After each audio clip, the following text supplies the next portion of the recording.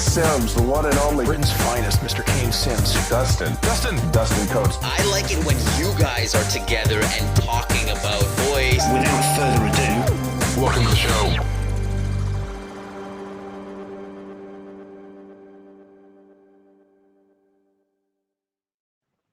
And there we go. Boom. Just like that. The click of a button. We're live. I think we're live. I'm just checking, but I think we're live. So how are we doing, everybody? Doing great. Welcome to a very frost-covered Nashville over here in Tennessee today. It's wild. Wow. What's it like in Paris, Dustin? It's actually quite warm. It's in the 50s Fahrenheit. I don't know what that translates to Celsius, but it's balmy. Interesting. Wow. Yeah. Lovely. It's been Baltic here. It's been raining all day. It was snowing for a little while, so I was almost joining you with the frost and snow and all that kind of stuff. But it's just turned to rain now. We're back to the typical UK February, really, which is good. Sadness. Nice. Well, welcome, Nate. Appreciate you joining us. Appreciate having you along for the ride on a Wednesday. Nashville as well. Pretty hip kind of vibe over in Nashville. It is. It's Music City. We've got all kinds of interesting stuff. Even right now, sadly, in the pandemic, if you go down there, you're going to see bachelorette parties all over the place and hot tubs in the back of pickup trucks and all kinds of weird things. So Come on over as soon as you feel safe to do so. Wow. Well, I missed out on that when my one and only trip to the US was in last January over to Chattanooga, which is kind of a neighboring town. But I'm sad to say there wasn't quite as many hot tubs in the back of limousines, nor bachelor parties. It was pretty much conference rooms and talks and the odd pickle, really. Chattanooga, I love. I mean, it's definitely a chiller vibe. You get kind of the Appalachian culture rolled into more of a chic, modern town. It's a great place. It's pretty cool. You've been to the Voice Call. You went to Project Voice a few times, didn't you, Dustin? Have you been to Nashville previously? Never been to. I don't think I've been to Nashville, but yeah, I've heard that it's bachelorette capital of the U.S. is what I've heard. Or I guess they call it a hen party, right? Okay. Yeah, hen party and stag do. Starting to sound a little bit like Blackpool, but I'm sure it's a lot more stylish than Blackpool. Funny. But yeah, welcome, Nate. I appreciate you joining, as I said. So Chief Experience, what's your title? Chief Experience Designer, is it? Or Chief Experience Officer, rather? You got it. CXO with Officium Labs. Yeah, that's an interesting title. That you don't come across many chief experience officers. I'm imagining with that kind of title, customer experience is very important to Officium Labs.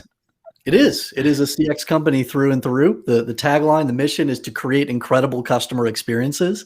And the reason I love my title in particular, and I love my job, I truly do, it's that I have purview over not just the customer experience, but the employee experience as well, which is why you're going to see more and more of those CXO titles, because the experience is not just about the customer-facing aspect. There are so many different types of experiences that we have to bring in harmony: the brand experience, the customer experience, the user experience, the digital experience. We have to consider all of these and how they're working together to create the customer experience.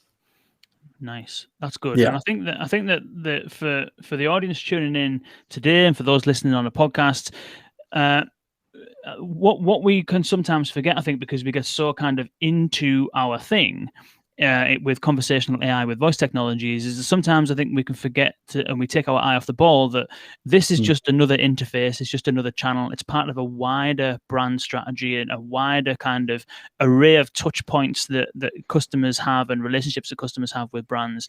And so it's always important to put it in context. And I think what you can bring to this conversation is exactly that, is fitting conversational AI, automated conversations, automating some of these digital channels within the broader context of the wider brand kind of experience and customer experience. And the other thing I think which will be really good is to, last time we spoke, you were speaking about voice of the customer. And for those, to set some context, the reason why I think that's important is because within the conversational AI industry, within the voice industry, everyone has to start somewhere. You start with a chatbot, you start with a voice assistant, or Alexa skill, Google Action, automated IVR, whatever it might be. But then one question is, where do I start? How do I get started? Well, how do I find a use case? What does that look like? And the next question is, well, how do I kind of scale it and advance it and make it better? And where do I get insight from customers to be able to do that? So I'm hoping that's kind of what we can get into. But before we do that, do you want to tell us a little bit more about yourself and about Officium Labs? You mentioned it's customer experience through and through. What kind of work do you do in your role? And broadly speaking, how does that fit into what Officium Labs do? Yeah, absolutely. So Officium is an organization that does a lot of creative things in the CX space. It's an incubator. It's a laboratory. We have our talent place, which is the ability to take amazing talent in the CX area and to connect it with organizations that need burst capacity and staff augmentation. We have our consulting capabilities, which is the lane that I play in the most, offering insights, wisdom, journey mapping, all kinds of capabilities to organizations that are looking to accelerate their CX results. And we also have some technology and some different things that we've created. So we do it all. And it's all about, this is very holistic work, CX. So we can't disregard any of the main hurdles or challenges or gaps. We want to be able to bring those things in harmony, take a holistic, balanced approach. And that's really what sets Officium apart, is our ability to do all those things. Nice. So what about your role then? Chief Experience Officer, are you coordinating all of this activity? Do you also kind of roll your sleeves up and do the do kind of thing? What does your role entail and what do you do? That's a great use of that phrase. I don't know if I've heard it in that context before, but yeah, so I definitely have dirty sleeves, as it were. I work inside of teams as a consultant, as a CX thought person, just, hey, how can we do this? How can we experiment here? How can I equip your leaders here? Just embedding myself into those organizations to accelerate their CX results, very much hands-on in that regard. But then also I get to be this evangelist for the importance of CX and doing some great marketing activities and some other things. And then the third piece of my job would be that EX component. I run employee experience programs for the teams that I serve, as well as a side of Officium Labs. How can we serve our people better? How can we create a gift that our people can then give to our customers that's going to be the type of gift that we want to be able to give? And all of that is things that I get to work on every day. Nice. So just from the outside, it feels like customer experience and employee experience at the very least are so different that they would generally fall under different people. But I'm guessing that you've got a different view of that. So how do you see that as overlapping and being within a single purview? Yeah, I mean, Denise Leone is an incredible author on this topic with her book Fusion, and talking about how authentic culture gives you the capability to create a true, sustainable, consistent experience for your customers that can be delivered by your people. It starts with that culture that is truly there, where people get to experience from one another, from their leadership, from their peers, from the organization itself, the type of experience that you're trying to create for your customers. You can't do it. You can't fake this. If you're trying to create a customer experience over here that people don't know, they haven't internalized it themselves, they don't know what it really looks like, they can't create it. You got to start over here, make it compelling, make it special, invest in it, and then your employees have the ability to create it and translate it out into the world. It's about having a great brand promise first. I mean, you're saying something. Your company does something that no other company does. You've made a promise out to the world of, this is how we're going to do something for you, customer, that nobody else can do as well as us. Now you have your people, and they're responsible to make that real, to turn your brand promise not into a lie, but into a promise that your customers can trust. And until you work on that EX component, it's not going to be consistent. It's not going to be authentic. You won't have the ability to deliver on that experience to your customers. Interesting. So what kind of activities do you do on the EX side? I know maybe it's a bit of a tangent compared to what we were going to speak about initially, the voice of the customer, but I think that it is important to have employees, to have staff evangelized, motivated, enthusiastic about delivering the brand promise and services and things like that. So what kind of that it reminds me a little bit of, I don't know whether you come across this, but something I read previously was that Virgin used to hold brand experience days every single year. Apparently, I don't know how true this is. Yeah, but apparently every year, every employee who works at Virgin is kind of like almost like mandated to go on this brand experience day. Wow. Where the entire day is all about the Virgin brand, the promise and how to kind of embody it and to live it and why that's important for customers and all that kind of stuff. Is that the kind of thing you're talking about when you talk about employee experience, or is there other things to it? What kind of stuff do you do to kind of get moving with on the employee side? Yeah, that's a beautiful example of how these worlds merge. And I'll give you one example here. So I was working inside of a major enterprise organization that was maturing in this area of voice of customer. We were very immature at the time. And so I was looking for a quick way to just move the needle and get a quick win in this area, wake people up a little bit in terms of the power of unstructured feedback. So I created these buttons, these little USB web keys, nice, where in the contact center, people could just hit this button at any time they got meaningful customer feedback. Hit the button, and it was flashing on their desk. So there was like a constant reminder of, oh, that customer just gave me some feedback. I've got to do something with that. And we created a culture around it of, you are the voice of the customer. If you get feedback and you just let it pass into the void, you have disrespected that customer. You've disrespected your teammates. It's like that is worth capturing. And we've given you a mechanism in which to do that. And so it worked, it's stuck in the contact center. And so we're rolling it out a little further. And so here's where I'm getting back to the EX topic, right? So I'm handing this button off, and it was kind of like almost a little mini ceremony. We'd give them a hot dog and a button, be like, you are ordained to be the voice of the customer. And this sales representative was like, where's my button? So you did all this for the customer, but yet my voice, you don't care about? Like I've got no channel in this company in which to vocalize my concerns, my friction, my frustration. And I was just like, oh my gosh, like what a tremendous oversight. I have done the very thing where I've tried to create something for our customers over here inauthentically before doing it for the employees over here. And there's friction, there's insincerity that is born out of that. So what we did, we pulled the plug back, we rolled back a little bit and started to do pulse surveys. And pulse surveys is the phenomenal evolution of what used to be the annual employee engagement survey that you'd get once a year. That is almost worthless in some regards, because you have no ability to correlate this data with any actual event inside of the company, because it's just a roll up of a random moment in time.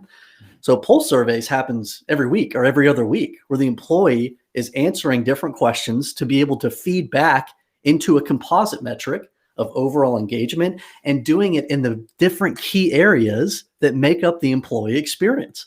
So we started using that. It was also a brilliant, just open text, anonymous channel for feedback.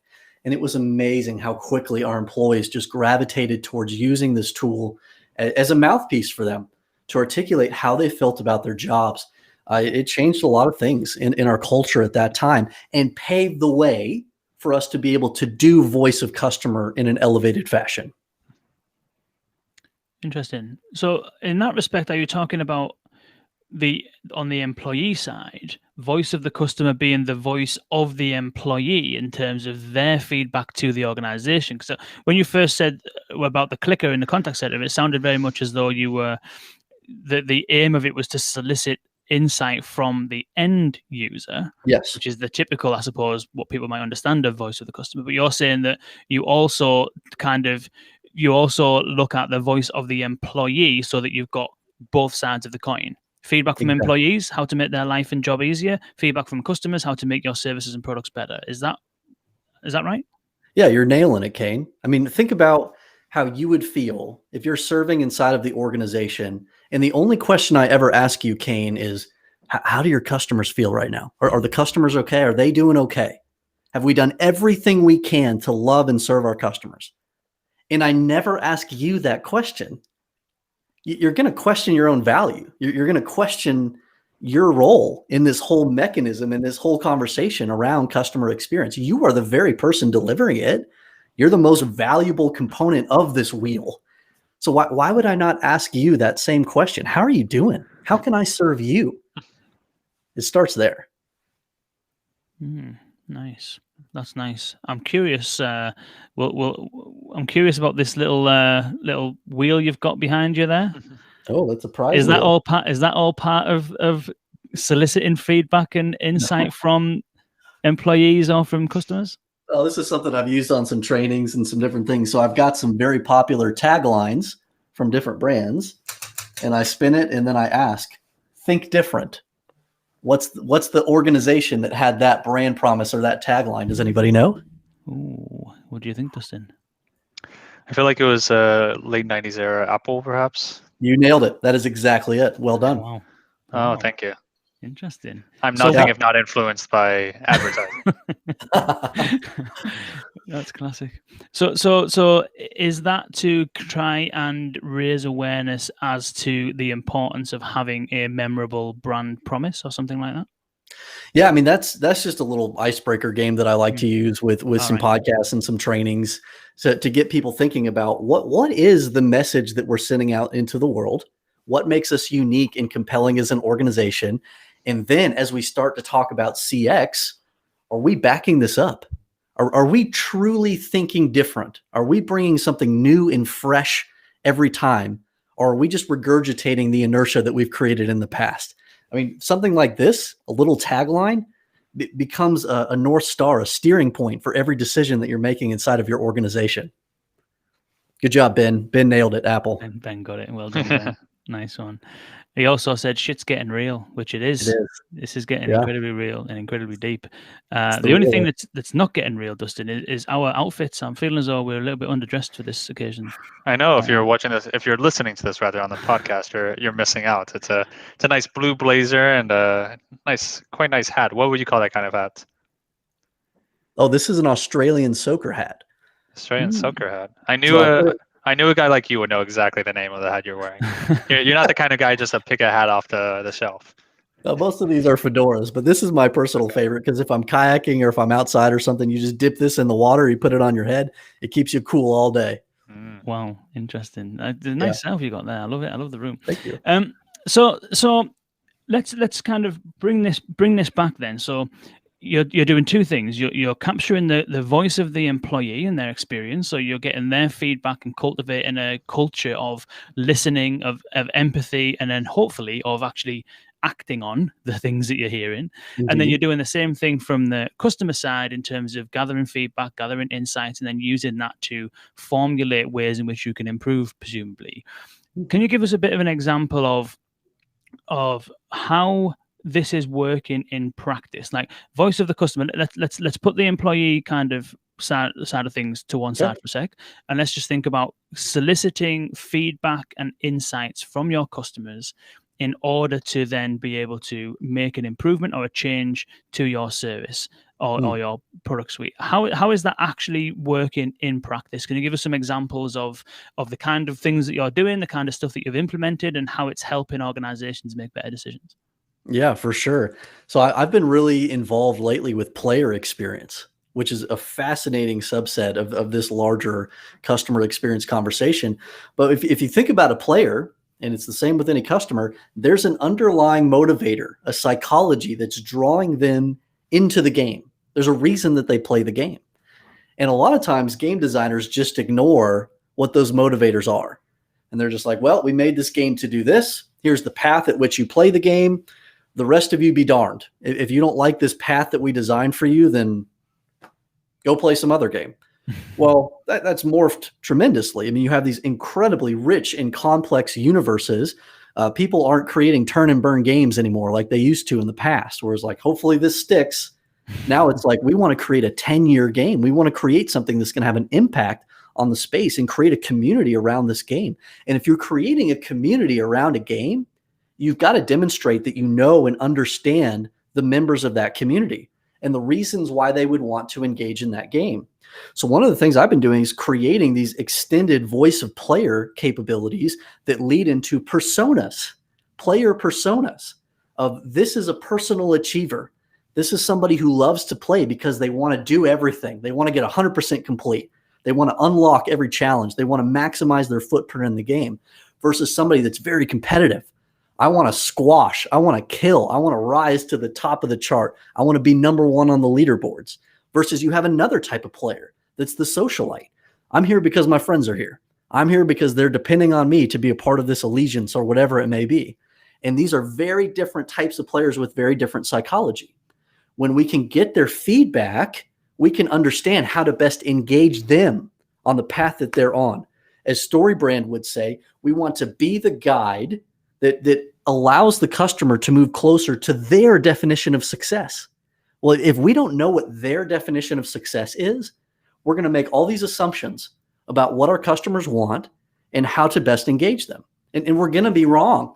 So it's the voice of customers, the voice of player capability that keeps us in tune with what our players actually want, what their definition of success is, so that we can customize and engage the experience all the way through. That's what voice of customer does for you. And so now when I hear voice of customer, I'm usually thinking customer support, but what you're saying sounds a lot like customer research, or is that the wrong way to think about it? Is there that clear line between customer research, customer support, and perhaps some things I'm missing? I mean, it all comes together. I mean, you want to have a centralized voice of customer engine that's in place that can take all these different types of feedbacks that exist out in the world. You have structured and unstructured feedback, and it's being generated at different points in the customer journey. So as an example, in the customer service environment, you've got people who are having to call support because they experienced an issue. And you're going to be asking, why did you experience an issue? What can we learn from this friction point? As well as, how did we do to get you back on track? That's going to be a type of customer feedback that's coming in right there. That's going to be very different than maybe the type of feedback that they had when they were engaging with your brand originally, when you were setting expectations with them. It's like, oh, I thought that you all did this based on this demo that I watched, or this thing that I saw online, or this commercial that I saw. But yet when I actually started to engage with you and go through the process, this was totally different. This isn't what I expected. And so we misset expectations here. And then further down in the journey, it became a friction point. We need to know and understand where we're setting expectations, and are we delivering on those, or are we creating friction points? And so having good voice of customer of different types throughout the journey gives us that capability. Interesting. So structured and unstructured. So I suppose, correct me if I'm wrong, but almost anything that is geared towards understanding more about either customer preference, behavior, attitudes, things like that, decision making, is technically voice of the customer. So what I'm thinking of is things like website analytics, or to bring it closer to home, kind of chatbot, conversational AI analytics. If you're kind of monitoring at what point does a conversation need to hand over to a human, at what point do people leave the conversation? So would you class kind of those detailed analytics around customer journeys part of the voice of the customer as well? Absolutely. Those are customer insights. And you want to be able to learn from those, extrapolate those in whatever format that you can. Structured, what I mean by structured is you created the channel for feedback. This would be a survey. This would be a quarterly account review that you would set up, or some type of stakeholders meeting, or even some automated channels that you've revealed and said, we're going to collect this data on you. That is a structured channel. Unstructured is where, hey, the customer just sent us an email, or I just had this impromptu conversation with the customer and they gave me some feedback, or the customer posted this about us on social media, or they just left this review for us. And that right there is unstructured feedback. You have to bring all these types of information back into a centralized VOC engine of some kind. There's some great tools that help to facilitate this, that can measure what is called customer sentiment. So based on that interaction, the text, the recorded call, the video capture, whatever it is, whatever that form of customer interaction was, we can automate our capability to reach into that interaction and get a form of customer sentiment, which is how the customer feels about that interaction. With that conversational AI situation, it's generating an impression for sure that the customer's trying to do something. They're trying to achieve an objective. How easy is it for them to achieve that? Do we have the capability to really understand what's going through the heart and mind of that customer as they navigate that part of their journey? Those are insights we have to extrapolate and bring into our centralized engine so that we can get that 360-degree view of the customer journey. Interesting. It sounds as though, I mean, sentiment is one thing in terms of how we're making people feel, in what are their kind of impressions of us, things like that. But yeah, also there are some real practical insights, presumably that you're kind of gathering around how we can actually make changes to improve things. So is it just sentiment, or is there other types of data that you're looking for specifically? Yeah, that's a good call out. I mean, you can't shove everything into a voice of customer engine. That would be an oversimplification. But for these certain types of customer interactions that can be brought in and sentiment can be formed around that, we should. For more operational based data and some other types of data that are out there, I mean, this is where we create a CX dashboard or something that gives us the ability to hold in harmony. Here's what our customers are saying about us. Here's what we were able to extrapolate from the interactions themselves. Here's what we were able to extrapolate from the everyday life of the customer and just observing their interaction points as much as we can and their interface capabilities, the UX component of this. Here's what we're able to extrapolate from this. What are we learning? I mean, that's the question at the end of the day. Do we understand our customer? Are these two areas telling a similar story? Are they revealing similar friction points? If not, then we need to dig deeper into both. Because if they're not telling the same story, then one of them would be led to be false, probably. And you haven't gotten a holistic picture yet of your customer. But if they're telling the same story, then it validates both. Interesting. Do you kind of this kind of makes me think of a few things. Like I on one side I can just envision data coming in from all manner of different places, and I think that the concept of storing one centralized dashboard or one central VOC kind of repository is definitely a good idea. But it kind of reminds me a little bit of like opening up something like Google Analytics. And, I used to train people in how to use Google Analytics. And one of the first things I used to say is don't kind of just go there for a general browse. Go there to try and answer a question that you have. Yeah. And so if I'm looking at this landing page, what questions might I have? Well, what's the conversion rate? How many people scroll to the very bottom of the page? How long do they stay on here for? Because then it's easier to get the data that you want to measure, as opposed to kind of browsing aimlessly or whatnot. Are you, when you're working with clients, are you trying to help them understand what kind of data is important for them to capture? Or do you start from, let's just find a way of bringing stuff in and then let's have a look and see what we can find? Which kind of approach do you take, or is it a bit of both? Yeah, I love having a good baseline of data, if at all possible. And I call it creating your listening paths, or as Gene Bliss would say, your listening posts in Chief Customer Officer 2.0, which is a brilliant book, by the way. And so you're trying to set a baseline of learning so that you can reach into that customer journey and be able to answer this question. What would we be able to do that would have the maximum ROI impact on this journey, that would make the customer experience so much better that they would spend more, that they would stay with us longer? Because if you don't know what those maximum ROI opportunities are, then you're not ready to jump in and start changing anything. It would just be assumptive, and you're probably going to go set off on a path, spending time and energy and cycles on something that isn't going to have a significant impact on the customer journey. So you've got to have that listening path capability in place first, a good VOC capability for you to know what to jump in and start changing. Interesting. Got a comment from Andrew Francis, who said, just tuned in. I've noticed the term voice of the customer apparently comes out of Japanese manufacturing concepts like quality function deployment and house of quality. Wow. So there we go. That's awesome. awesome. The Japanese tend to innovate on quite a few things like lean process engineering and stuff like that. Yeah. Well, one of the books I have back out here is Lean Startup. And I love Art Ryan as the author of that. And he talks about how the entire process of lean thinking is to maximize customer value. Let's eliminate the waste inside of our organization so that we can deliver the best, most inexpensive, and most effective product to the customer. So it absolutely makes sense in terms of why we would do something like lean. It's not an exercise for ourselves internally. It's an exercise to maximize value to the customer. What things, Dustin, do you think when we're talking about voice of the customer, we're talking about listening paths, do you think there's anything in particular, either lacking at the moment or difficult to get to, like when it comes to conversational AI and voice experience? Is there anything that any data that should be like a standard part of people's implementation that either doesn't exist or isn't used by people as much as it should be?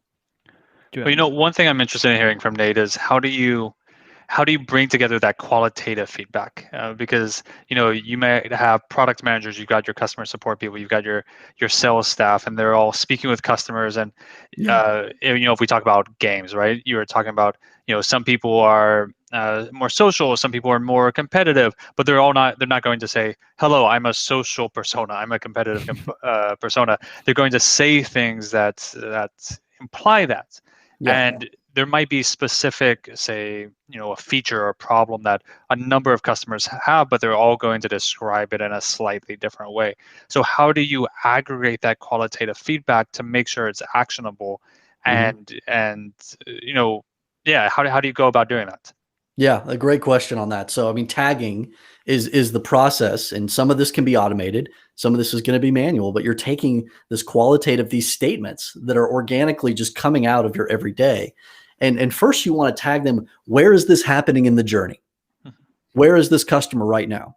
Are they in customer support? Are they in the brand awareness stage? Are they in an implementation stage? We want to know where the customer is, because that's going to help us to make it as relevant as possible to the functional leaders that need to know what this feedback is saying. Then we want to tag it by some form of type. This is in regards to this type of issue. And by those two simple things, you can generally bring it to the right part of the business, and then you can start to tell a story of, wow, we're getting a lot of feedback on this area here. What is going on? And then using keywords, using theme rivers or different things that you'll find in a VOC platform, the cloud tagging capabilities, you're going to start to see these things jump off the page. We have a huge opportunity here. This is a friction point. People really don't like this. They're getting stuck here. Or you're going to see, wow, people love this. We didn't expect customers to really gravitate towards this area or this part of the application, but wow, this is really helping them. And it's an area that's driving traffic and usability. So I mean, it's good and bad to be able to, well, not good. It's all good. It's all good to learn from your customer, but you're going to have those positive validations, and then you're going to have those opportunities surface as well. One thing, Dustin, I do want to throw in here, though. I mean, when we talk about the importance of how to apply this to like conversational AI, think about the implementation process of conversational AI. It's machine learning. You're feeding this thing all the voice of customer data that you possibly can to make it smarter and to make it more effective, because we speak differently about ourselves than our customers speak about us. So it all has to be done in the customer vernacular, or else it's not going to hit the mark. This has been the problem with knowledge bases for decades. You're out here trying to search a knowledge base article for an issue that you're having, and nothing's coming up. Why is that? Because the organization didn't search optimize it. They didn't tag it in the way that you're actually talking about the problem. So we can have the same exact issue with conversational AI unless we're feeding it good customer statements, customer vernacular driven data. That's what's going to make conversational AI so much more effective, so much faster than us plugging in our information, our vernacular on the company side. There's going to be a mismatch.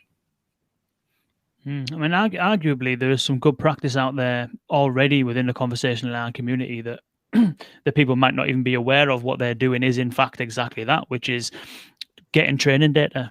One of the best places to start for creating a conversational AI is to start out first with a live chat. Actually take in what customers are actually talking to you about and what their real issues are in their own language, and then use that to create your conversations and to populate the training data and all that kind of stuff. So people are probably doing it without realizing it. Yeah, because the customer is driving that live chat interaction. They're using their words and their terms.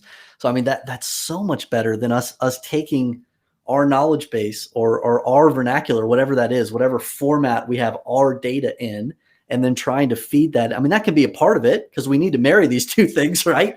We need to marry what the customer's saying with what we're actually trying to give them and what we know is going to resolve their issue. But unless we're intentional about bridging that gap, there's going to be a gap. It's interesting. How do you approach, like, So, for example, you've got organizations. In a conversational AI perspective, you've got organizations in different stages of maturity, and I think that this example can be put anywhere you want. It could be gaming, it could be any industry of any kind. But to bring it close to home, so that people can kind of like frame it, you've got some conversational applications like chatbots that handle stuff on the front end of the customer journey, Sure. answering questions, research-based stuff.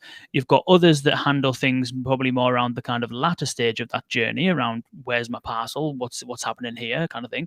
And then you've got stuff at the other side, which is around customer service. I want to make a complaint, or this didn't go to plan, or whatever it might be. Yeah.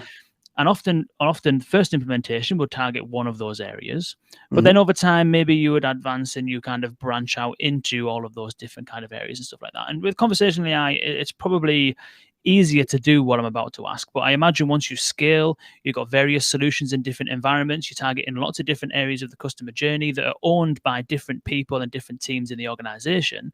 Sales looking after sales, customer service looking after customer support, a product team looking after this product, etc., etc. And so how do you kind of work within an organization to try and get that feedback to the right kind of place? Because I imagine it sounds as though you've got a hell of a lot of kind of stakeholders to bring involved and to kind of bring into the loop. So can you just talk a little bit about how you can proliferate this kind of feedback into the right areas of the business and what some of those challenges might be? Well, you're hitting on something huge, Kane. And this is the reality of historically, the reason voice of customer programs have been ineffective is because of what you just described. Marketing is over here. Oh, what's our NPS score? How are we doing from a brand awareness? Are we getting out there? Are we getting the word out? And they're just focused on that.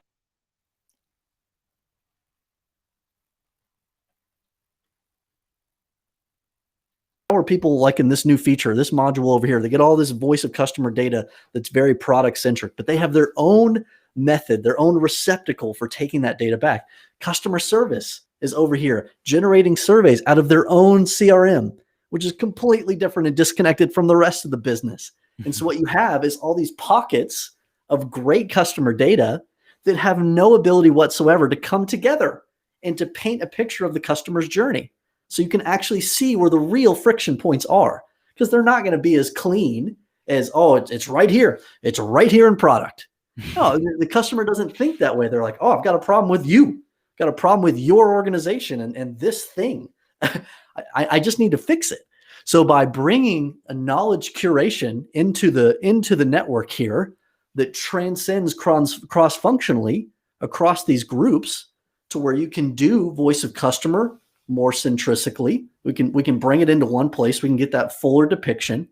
But then also thinking about, okay, how are we curating knowledge across these different areas? How are we feeding this conversational AI? Are we consistent in the type of things that we're doing to power this capability? Because if we just do it from customer support from that perspective, it's going to be flawed. It's not going to meet the needs of the customer. It's going to be very much siloed into our view.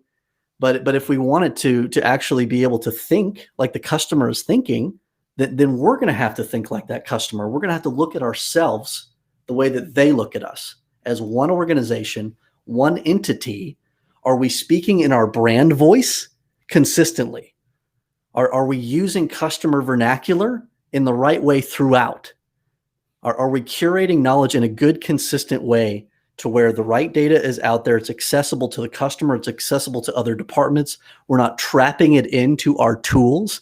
Because one of the very sad things that happens here is that the average enterprise organization has 464 custom applications inside of their organization. That's according to the Cloud Security Alliance report.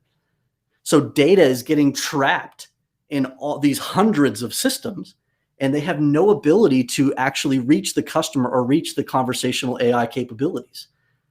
So what you have is just a bunch of disparate data that is trapped in these different little pockets.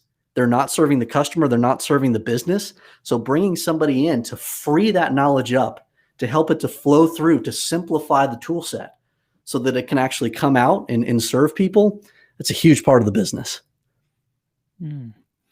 Is that, I mean, part of that sounds like a cultural thing with companies just ended up in that situation because that's just the nature of the company. And so it sounds as though part of your job in trying to establish this voice of the customer is to get some kind of alignment between the different system owners and the different departments and stuff like that.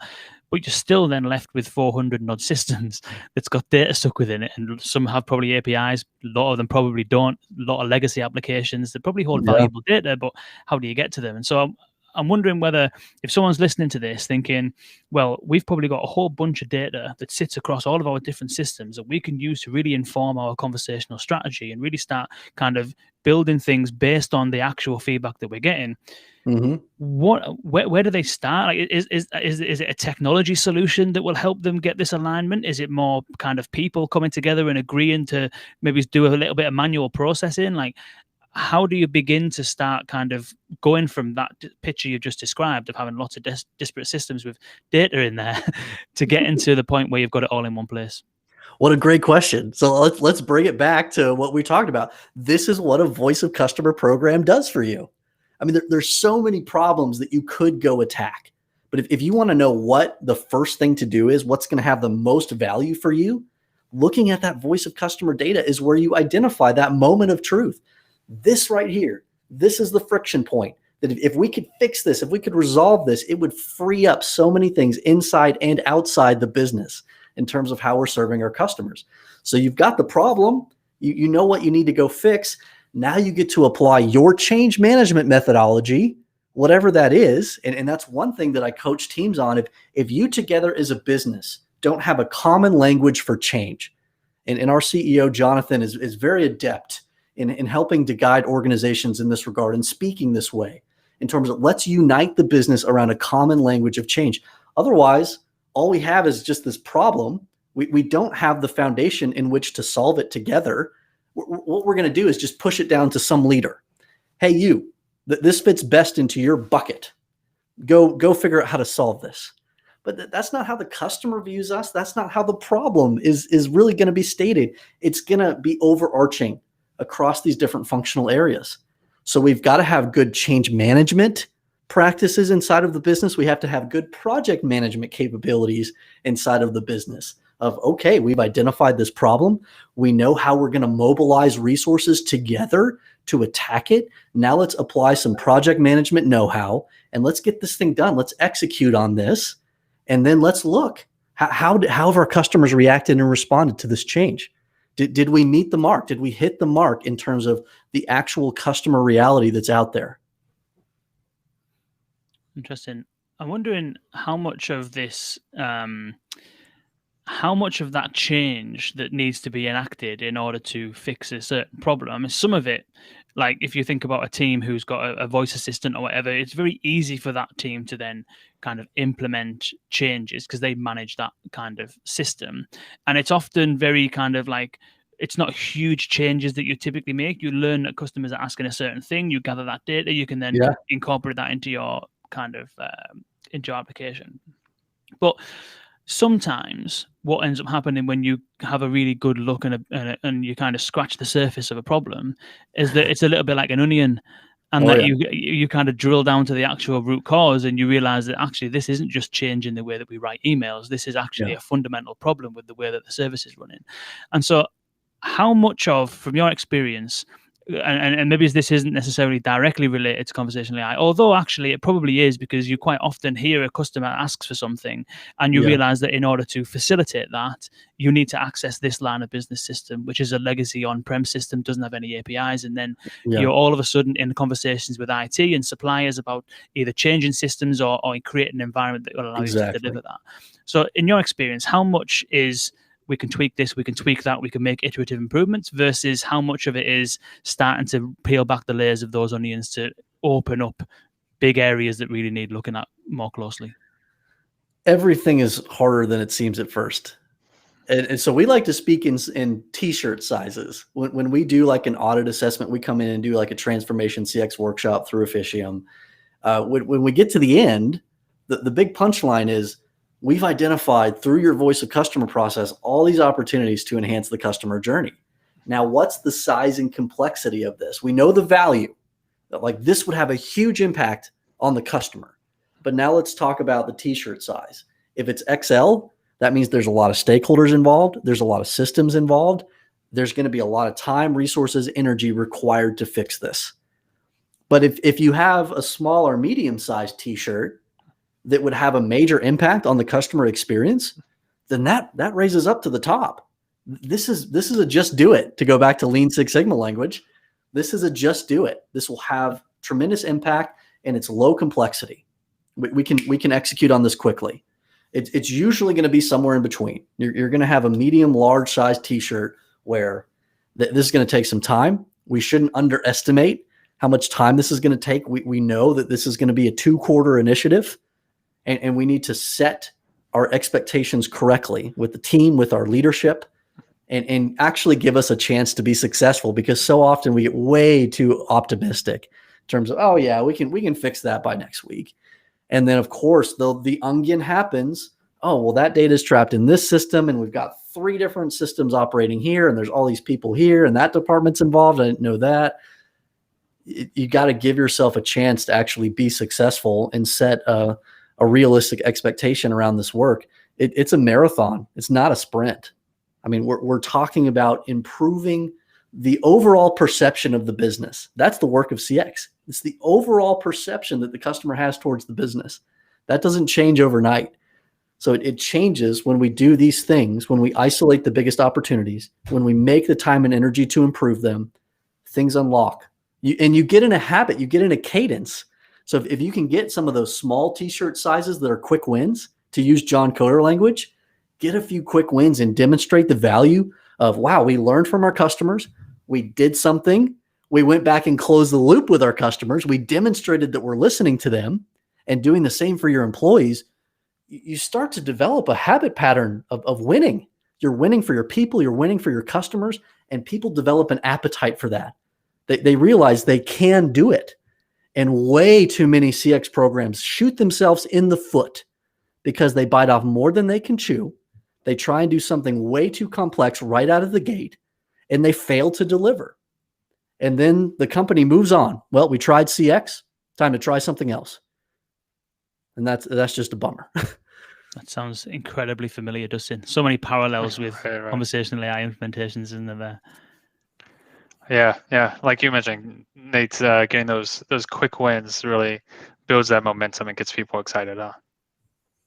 Yeah. Nice. And I love to use John Coder again. He talks about not celebrating too early, because a lot of times we'll get one of those quick wins and be like, hey, everybody, we did it. Good job. And it rips the momentum right out of the program. You just rip the heart out of your own CX initiative. You don't get to sit there and clap like you made it to a finish line. You get to say, wow, that felt good. You all were starting to move.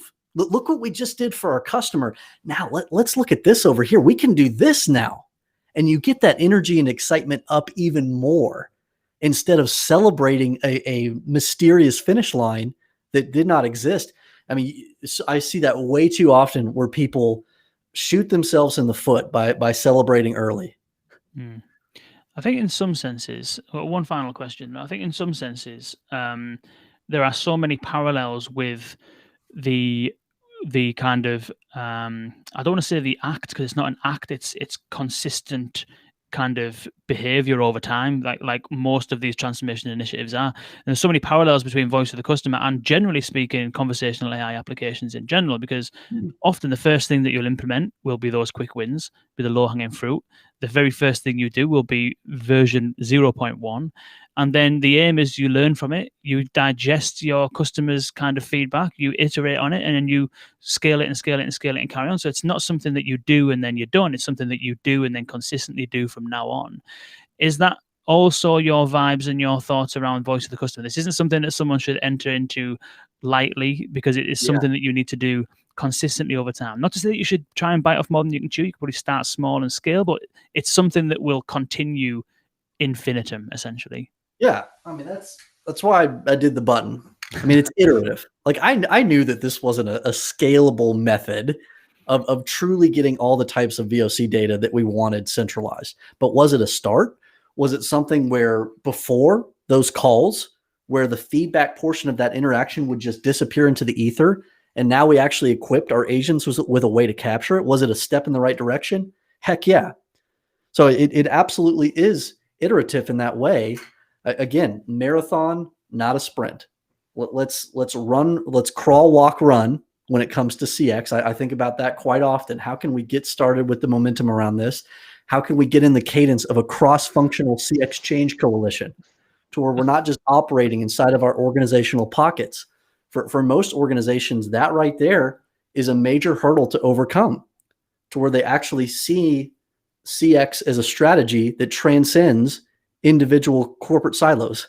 It's something that they get to work on together, and they all have meaningful inputs into that. Nice. Dustin, any thoughts, any final questions for Nate? No, I think this was great. Thanks so much. No final thoughts, but definitely I think, Kane, unless there's anything from you, I think we'll end how we usually end, which is, how do people find you, Nate? Yeah, look me up on Twitter at customer-is-first. Please come out to Officium Labs. It's officiumlabs.io. We've got a CX maturity assessment that we're about to post out there that's just a great way to understand where your biggest opportunity is right now in this discussion around CX. So there's a lot of great resources that are out there, but I would just love to be a resource for you. This is hard work. It's easy for me to come on a podcast and pontificate on these best practices, but I mean, the reality is that this is tough stuff. A lot of CX initiatives are failing to demonstrate meaningful value back to the organization. So when we rally together, when we equip ourselves with the ability to succeed by setting clear expectations, realistic expectations, and we think iteratively in these ways that we've talked about on this podcast, you will get momentum. You will serve your customers better. They'll start to honor you for that. Your customers will notice, their loyalty will be expanded. Their share of wallet will be expanded. This is how we grow businesses. This is how we earn the right to grow our organizations, through doing the right things for our customers. So don't lose heart out there. You can do it. It'll just take some time, and please use folks like me as a resource. Wicked. Well, Nate, this has been absolutely fantastic. Thank you so much for joining us. There's been so many parallels with everything you've been saying, and conversational AI. Even though conversational AI is a narrow part of a broader customer experience, so many parallels. And so I think what people can take from it, what's good, is that you're likely, in some part, if you are maintaining and building out a conversational AI strategy, voice of the customer is inevitably going to be part of that. And I think the next step is to try and figure out, how do you either take the data that you have and then make that available to the wider organization, or how do you go to the wider organization to gather further insights that you can feed into that strategy, as well as the broader organizational strategy as well. So I think that's been really, really enlightening. I really appreciate you joining us. Yeah, and my pleasure. Hopefully we'll do a Clubhouse room soon, because as I said before, I've just noticed you're on Clubhouse, and so I followed you today. So we'll sort that out. And join us tomorrow, where we'll be speaking to Derek Roberti of Cognigy, and we're going to be talking, probably building on this conversation actually, talking about enterprise conversational automation and how you can get started with that. So it's been absolutely immense, Nate. Really appreciate it, and we'll see you all tomorrow. Thanks, everybody.